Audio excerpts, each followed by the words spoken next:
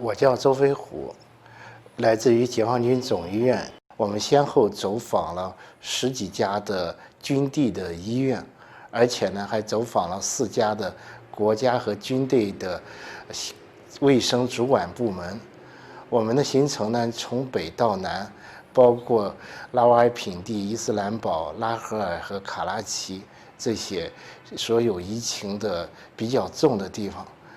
基本上这些地方的定点医院，我们都参加了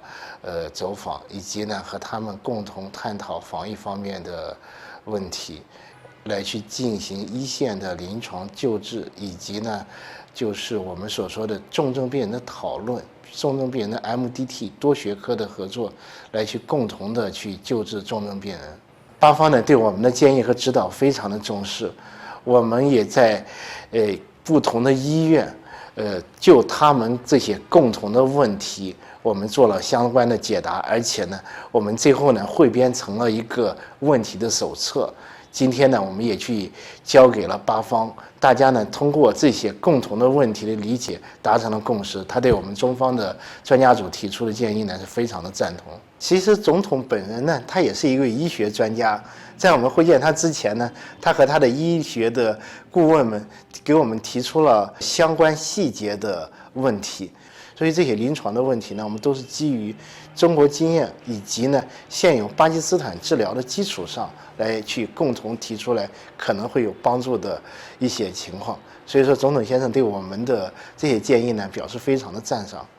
当我们把定点医院隔离病房的设计图纸交给巴基斯坦同行手里的时候，我们就感觉到在不久的将来，它会在阻止或者降低巴方院内感染和交叉感染方面呢，将发挥重要的作用。这一刻，我作为医生，感觉到实现了自己的崇高使命。在与巴方同行的交流合作中，我们向巴方传递并达成了这样一个共识，就是我们当前仍然要快速扩大核酸的检测能力，这是体现当前防疫的关键之一，也是体现以人民生命为根本的防疫的理念，是我们开展国际合作防疫的主要目的之一。这2个月来，从伊斯兰堡、拉合尔到卡拉奇，这一路上，无论是各级机构人员还是基层百姓，都对我们抱以最真挚的情感。